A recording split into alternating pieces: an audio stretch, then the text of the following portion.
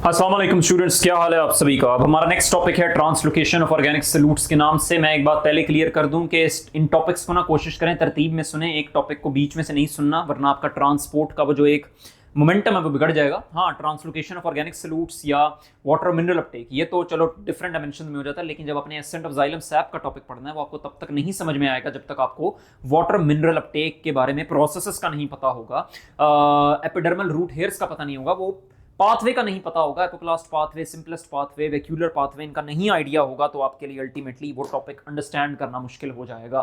तो बात करते हैं अपने topic translocation of organic solutes के बारे में। एक बात माइंड में रखिएगा, ऑर्गेनिक सॉल्यूट्स यहां पर ट्रांसपोर्ट प्लांट के उस हिस्से में होंगे, plants location where they are needed, ठीक है, जहां पर उनकी रिक्वायरमेंट है, वेयर दे आर नीडेड। ऐसा नहीं है कि जहां पर नीड नहीं है सिर्फ वहीं पर हमेशा ट्रांसपोर्ट हो रहे हैं। अगर आपको ये कहता है कि ये लीफ से शूट की तरफ का ट्रांसपोर्ट है, माइंड में रखिएगा शायद ये एक सीजन में करेक्ट बात हो। चलो ठीक है, लीव्स तो फोटोसिंथेसाइजिंग सेल्स हैं, वो तो आपके पास सोर्स के तौर पर एक्ट कर रहे होंगे, बट सिंक जो जगह है जहां तक उस ऑर्गेनिक सॉल्यूट ने जाना है वो हमेशा परमानेंट नहीं रहता। एक सीजन में परमानेंट हो सकता है बट नेक्स्ट सीजन में उसने अल्टीमेटली कोई और जगह बन जानी है जहां तक उस ऑर्गेनिक सॉल्यूट ने ट्रांसपोर्ट होना है। अब एक बात आप लोगों ने माइंड में रखनी है, ट्रांसलोकेशन ऑफ ऑर्गेनिक सॉल्यूट्स का जिम्मा ले रखा है फ्लोएम सेल्स ने। क्या मैंने कहा? फ्लोएम सेल्स ने। जस्ट अ मिनट बच्चों, किसने ले रखा है? फ्लोएम सेल्स ने इनका जिम्मा ले रखा है, ठीक है। अब ये मैं आपको बताता हूं कि इस जाइलम के साथ कनेक्शन एस्टेब्लिश करके ऑस्मोटिक ग्रेडियंट ऑफ वाटर पर डिपेंडेंट कैसे, और याद रखिएगा जाइलम की यहां पर बड़ा इंपॉर्टेंट रोल होने वाला है ट्रांसपोर्टेशन करवाने में, क्योंकि हाइड्रोस्टैटिक प्रेशर डेवलप होगा तभी आपके पास सोर्स से सिंक में ऑर्गेनिक सॉल्यूट्स जो ट्रांसपोर्ट हो रहे होंगे। अब फ्लोएम के जो इंपॉर्टेंट सेल्स हैं जो आप लोगों ने यहां पर पढ़ने हैं, सबसे पहले और भी इंपॉर्टेंट होते हैं लेकिन जो यहां इस टॉपिक के लिए इंपॉर्टेंट हैं समझने, वो आपके पास सबसे पहले हैं सीव ट्यूब एलिमेंट्स या सीव एलिमेंट्स। सिंपली माइंड में रखिएगा, ये प्लांट के वो सेल्स होते हैं, प्लांट सेल्स जो आपके पास ए न्यूक्लिएटेड होते हैं, मतलब इनमें न्यूक्लियस नहीं होता। मुझे यहां पर जवाब दें, मैमल्स के अंदर वो कौन से सेल्स होते हैं जिनमें न्यूक्लियस नहीं होता? जवाब है आरबीसीज, रेड ब्लड सेल्स। वो सेल्स होते हैं जिनमें आपको न्यूक्लियस नजर नहीं आता। बात करें कि इनको फिर वो ट्रांसपोर्ट करने के लिए जो मशीनरी रिक्वायर्ड है कौन प्रोवाइड करता है? याद रखना, कंपेनियन सेल्स जो होते हैं वो आपके पास एटीपी भी प्रोवाइड करते हैं ट्रांसपोर्ट करने के लिए। हमने पढ़ा था ना लोडिंग और अनलोडिंग ऑफ शुगर पिछले टॉपिक के अंदर, वो क्या है? शॉर्ट डिस्टेंस ट्रांसपोर्ट है, उसके लिए एटीपी की रिक्वायरमेंट है। वो एटीपी कौन देगा? वो कंपेनियन सेल्स देंगे, और ये प्रोटीन्स भी देंगे। एटीपी की तो समझ आ गई, प्रोटीन्स क्यों देंगे वो मैं आपको आगे चलकर वीडियो में बताता हूं कि ये प्रोटीन्स क्यों दे रहे होंगे, ठीक है। अब याद रखिएगा एक और सवाल जो यहां से बनता है कि ये तुम्हारे पास सीव सेल्स हैं, ठीक हो गया, कंपेनियन सेल्स के साथ इन्होंने कनेक्शन कैसे बना रखा है? तो ये हमने कॉर्टेक्स के सेल्स के अंदर भी ये वाली बात पढ़ी है। ये जो कनेक्शन होता है between the neighbouring cells plants के अंदर, ये कहलाता है प्लाज्मोडिस्मेटा, ठीक है। ये प्लाज्मोडिस्मेटा कहलाता है बच्चों, ठीक है। ये बात आप लोगों ने माइंड में रखनी है, प्लाज्मोडिस्मेटा वो कनेक्शन होता है जो आपके पास सीव ट्यूब एलिमेंट्स को कंपेनियन सेल्स के साथ मिलाता है, ठीक है। अब अगली बात आप लोगों ने माइंड में रखनी है कि वाटर और मिनरल के लिए जो थ्योरी सबसे बेस्ट है, जो एक्सप्लेन करती है इनके असेंट को, याद रखना है, वो थ्योरी कहलाती है असेंट ऑफ सैप, ठीक है। असेंट का मतलब होता है उठना ऊपर की तरफ। जैसे आप जिम में जाते हैं ना कुछ लोग, तो वहां पर इंक्लाइंड बेंचेस पड़े होते हैं जो नीचे से ऊपर की तरफ जा रहे होते हैं, तो अल्टीमेटली नीचे से ऊपर मूव करवाना वाटर मिनरल्स को, वो असेंट ऑफ सैप के अंदर मूव करते हैं। Theory which explains the ascent of water and minerals, ठीक है। तो ये हमारे इस टॉपिक का हिस्सा नहीं होने वाली, इसलिए मैंने यहां पे एक्सक्लूड कर दी, इनको हम नेक्स्ट टॉपिक में पढ़ेंगे। और ये मूवमेंट होती कहां पे है? रूट्स में। मैंने आपको बताया था कि ये रूट्स ही क्यों आपके पास एब्जॉर्बिंग स्ट्रक्चर होते हैं, क्योंकि ये एनकरेज करते हैं और अल्टीमेटली अपने हेयर्स के थ्रू, इनका मैक्सिमम सरफेस एरिया के थ्रू एब्जॉर्प्शन को भी फैसिलिटेट करते हैं। और एरियल पार्ट्स वो होते हैं जहां से अल्टीमेटली इन्होंने ट्रांसपायर होना है, ठीक है, ट्रांसपायर होना है। और ये एरियल पार्ट्स हम लीव्स को मेंशन करते हैं, ठीक है, लीव्स को मेंशन करते हैं। वो जो पाथ मैंने इनकम्प्लीट छोड़ा था ना जाइलम के बाद, अब आप उसको भी कंप्लीट कर सकते हैं पिछली वीडियो के अंदर जाकर। तो ये हमारे पास, इसको आप लोगों ने सेपरेट कर देना है। ये बताने का मकसद ये था ताकि आपके माइंड में रूल आउट हो जाए कि हम इसकी बात यहां पर नहीं करने वाले। हम अल्टीमेटली जो अपने डिस्कशन करेंगे वो आपके पास ऑर्गेनिक सॉल्यूट्स की ट्रांसपोर्ट के हवाले से होने वाला है, ठीक है। अब एक देखें कि ये ट्रांसलोकेशन ऑफ ऑर्गेनिक सॉल्यूट्स की डायरेक्शन क्या होती है। जैसे मेंशन करते हैं ना कि जो न्यूक्लियोटाइड का सिंथेसिस, न्यूक्लियोटाइड पॉलीमराइजेशन होती है, ये बात आपको याद है ना, न्यूक्लियोटाइड पॉलीमराइजेशन। ये न्यूक्लियोटाइड पॉलीमराइजेशन 5 प्राइम से हमेशा 3 प्राइम की डायरेक्शन में होती है, उल्टी कभी नहीं होती। इसी तरह से ये जो ऑर्गेनिक सॉल्यूट्स की ट्रांसलोकेशन की डायरेक्शन हमेशा सोर्स से सिंक की तरफ होती है, ये बात बिल्कुल ठीक है।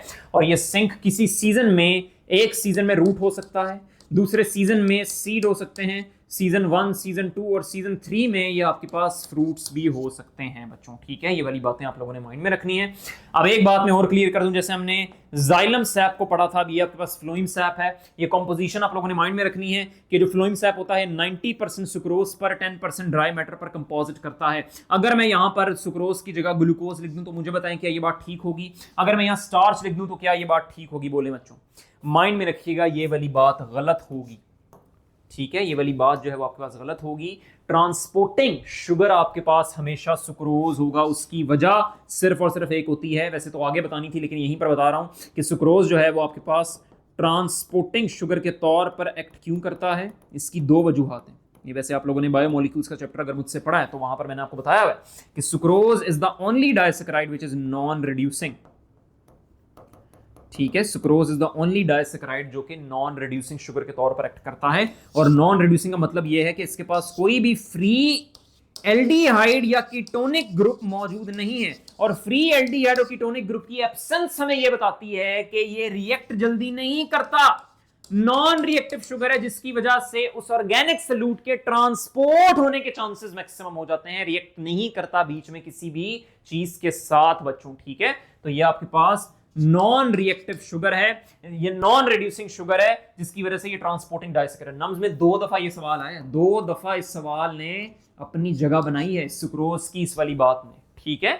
तो ये आप लोगों ने जरा कंपोजिशन याद रखनी है। ग्लूकोज नहीं है, स्टार्च नहीं है। हाँ, ग्लूकोज स्टार्च कब होंगे वो मैं आपको बताता हूं कि यहां पर हमने अल्टीमेटली अब ये पूरी की पूरी प्रेशर फ्लो थ्योरी पढ़नी है, तो यहां पर मैं आपको बता देता हूं कि ये चीजें कैसे होंगी। तो याद रखना, प्रेशर फ्लो थ्योरी अर्नस्ट मंच ने दी थी 1930 के अंदर। ये पंजाब वाली बुक में डेट और ये साइंटिस्ट का नाम मेंशन है, तो आप लोगों ने माइंड में रखना है। तो सबसे पहले यहां पर देखें, ये आपके पास कौन से सेल्स मौजूद हैं? ये सीव ट्यूब एलिमेंट्स मौजूद हैं जो अल्टीमेटली परफोरेटेड सेल्स भी होते हैं।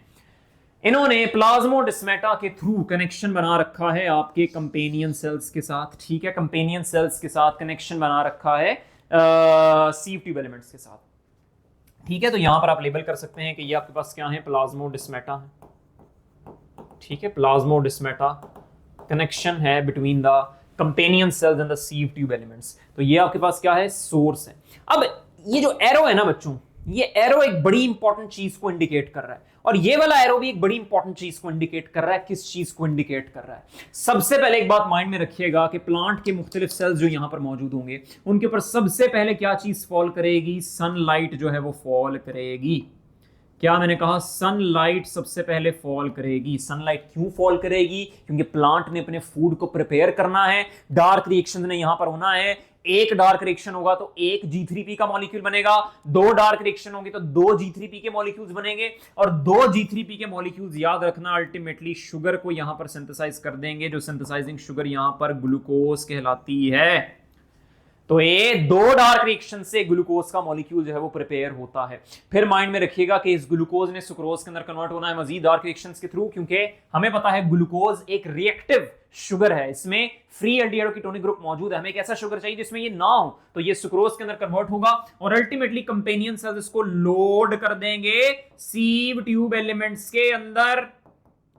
सीव ट्यूब एलिमेंट्स के अंदर लोड कर देंगे। सवाल यहीं पर बनता है, ये लोडिंग जो है एक्टिव ट्रांसपोर्ट है या पैसिव है? याद रखना है एटीपी डिपेंडेंट है, ये आपके पास एक्टिव ट्रांसपोर्ट होता है। तो यहां पर अब क्या हुआ? सॉल्यूट कंसंट्रेशन बढ़ गई। सॉल्यूट कंसंट्रेशन बढ़ गई क्योंकि सुक्रोज बढ़ रहा है, और सुक्रोज के बढ़ने को याद रखना जाइलम वेसल साथ ही पड़े होते हैं, सेंस करते हैं। अब इन जाइलम वेसल में क्या चीज मौजूद है? पानी मौजूद है, वाटर मौजूद है, और वाटर की मूवमेंट यहीं पर बता रहा हूं हमेशा हाइपोटोनिक से कहां होती है? हाइपरटोनिक होती है। क्यों? क्योंकि पानी के लिए यह जगह वो है जहां पर वाटर पोटेंशियल कम है, वाटर कंसेंट्रेशन कम है। वाटर कंसेंट्रेशन कम है, सॉल्यूट कंसेंट्रेशन ज्यादा है, तो पानी हाइपोटोनिक से हाइपरटोनिक जाएगा, यहां पर मूव कर जाएगा। तो ये जो एरो मैंने कहा हुआ इतना इंपॉर्टेंट है, ये पानी की मूवमेंट को इंडिकेट कर रहा है। अब क्या हुआ, हाइड्रोस्टैटिक प्रेशर यहां पर बढ़ गया, हाइड्रोस्टैटिक प्रेशर जो है वो बढ़ गया। अब मुझे बताइए कि क्या पानी यहां से नीचे की तरफ मूव कर सकता है? बिल्कुल कर सकता है, क्योंकि पानी हमेशा हाई प्रेशर से लो प्रेशर की तरफ मूव करता है। पानी नीचे की तरफ मूव करना शुरू करेगा, पानी नीचे की तरफ मूव करना शुरू करेगा। अब अल्टीमेटली आपके पास सॉल्यूट को जब अनलोड करवाना है, अनलोड करवाना है, इस अनलोडिंग के लिए भी एटीपी की रिक्वायरमेंट होगी, एटीपी की रिक्वायरमेंट होगी। ये अनलोड होगा आपके पास इन वाले सेल्स के अंदर जिनमें नीड है, और अल्टीमेटली आपके पास सुक्रोज यहां से अनलोड हो रहा होगा, पानी यहां से मूव कर जाएगा बाहर की तरफ। ठीक है, पानी यहां से मूव कर जाएगा बाहर की तरफ, क्योंकि अब यहां पर वाटर पोटेंशियल जो है वो इधर कम है। ठीक है, वाटर पोटेंशियल जो वो इधर कम है, इधर ज्यादा है। अब अगली बात ये है कि जैसे जैसे ये मूव करता जाएगा, पानी ऊपर से नीचे की तरफ मूव करता जाएगा, तो ये जगह, अब पानी उस इधर वाटर पोटेंशियल कम हो रहा है, तो ये जगह दोनों आपके पास जो है उनमें, इस जगह में और इस जगह में वाटर पोटेंशियल इक्वल हो जाएगा, तो ये दोनों एक दूसरे के कंपैरिजन में आइसोटोनिक हो जाएंगी। लेकिन हो सकता है सुक्रोज की रिक्वायरमेंट अभी भी हो, इसकी रिक्वायरमेंट अभी नहीं पूरी हुई शुगर को लेकर, तो फिर अब क्या करें? याद रखिएगा, पीछे मैंने एक बात कही है कि कंपेनियन सेल्स प्रोटीन्स भी प्रोवाइड करते हैं। ये क्यों मैंने कहा था, क्यों प्रोवाइड करते हैं आगे बताऊंगा। यहां पर अब बताऊंगा कि कंपेनियन सेल्स यहां पर प्रोटीन्स प्रोवाइड कर यहां पर हाइड्रोस्टैटिक प्रेशर को फिर से कम कर देते हैं, जिसकी वजह से फिर से यहां से वाटर आता है और यहां पर हाइड्रोस्टैटिक प्रेशर बढ़ता है, फिर ये सुक्रोज नीचे ट्रांसपोर्ट होगा और अल्टीमेटली अनलोड हो रहा होगा, और ये शुगर यहां पर स्टोर हो रहा होगा, शुगर यहां पर स्टोर हो रहा होगा बच्चों। ठीक है, अब यहां पर इन चीजों को पढ़ लें। पानी की मूवमेंट हमेशा हाइपोटोनिक से हाइपरटोनिक होती है, यही बात हम लोगों ने बार बार की है। लोडिंग ऑफ शुगर में एटीपी की रिक्वायरमेंट है, यानी कि ये एक एक्टिव प्रोसेस है। सनलाइट सबसे पहले पड़ेगी, डार्क रिएक्शंस होंगे, आपके पास ग्लूकोज बनेगा। सुक्रोज ट्रांसपोर्टिंग डाइसैकेराइड क्यों होता है, बार बार बता चुका हूं। नॉन रिएक्टिव शुगर होता है, नॉन रिड्यूसिंग होता है, और अल्टीमेटली इसके पास कोई फ्री एल्डिहाइड कीटोनिक ग्रुप नहीं मौजूद होता। जब दोनों सॉल्यूशंस आइसोटोनिक हो जाएंगी, फिर कंपेनियन सेल्स यहां पर प्रोटीन्स प्रोवाइड करके मजीद ट्रांसपोर्ट को फैसिलिटेट करेंगे, प्रोटीन्स प्रोवाइड करके मजीद ट्रांसपोर्ट को फैसिलिटेट करेंगे, फिर शुगर की अनलोडिंग होगी, एटीपी रिक्वायरमेंट है। और अगली बात जो मैं बताने लगा हूं, ये इस लेक्चर की फाइनल बात है, लेकिन इस टॉपिक की समरी और सबसे ज्यादा इंपॉर्टेंट बातें हैं। क्या बातें हैं? नम्स पूछता है सिंथेसाइजिंग शुगर कौन सा है? वो शुगर जो सनलाइट के नतीजे में बना। ट्रांसपोर्टिंग शुगर कौन सा है? वो शुगर जिसने इस प्रेशर फ्लो थ्योरी के थ्रू ट्रांसपोर्ट होना है। और इसके अलावा स्टोरेज शुगर कौन सा है? स्टोरेज शुगर कौन सा है? तो ये आप लोगों ने जवाब देने हैं। सिंथेसाइजिंग शुगर याद रखना है, आपके पास ग्लूकोज होता है। ट्रांसपोर्टिंग शुगर आप लोगों के पास सुक्रोज होता है, और स्टोरेज शुगर आप लोगों ने याद रखना है स्टार्च होता है। ST लिख रहा हूं ताकि कंफ्यूजन ना हो। तो इसको हम डब्बे में बंद कर देते हैं, डब्बे में बंद कर देते हैं, क्योंकि ये सबसे इंपॉर्टेंट है इस लेक्चर के हवाले से बातें। अब जरूरी नहीं कि वो ये डायरेक्टली पूछे, ये तो मैंने डायरेक्टली आप लोगों को बता दिया। वो ये भी कह सकता है सिंथेसाइजिंग शुगर एक मोनोसैकेराइड है, डाइसैकेराइड है या पॉलीसैकेराइड है। तो याद रखना है, जो सिंथेसाइजिंग शुगर होता है वो आपके पास मोनोसैकेराइड होता है, और ट्रांसपोर्टिंग शुगर आप लोगों ने माइंड में रखना है सुक्रोज होता है, और स्टोरेज शुगर जो होता है वो आपके पास स्टार्च कहलाता है बच्चों। ठीक है, तो ये बातें आप लोगों ने माइंड में रखनी है। इस लेक्चर को यहां पर अब एंड करते हैं। पढ़ाई करते रहें। All the very best.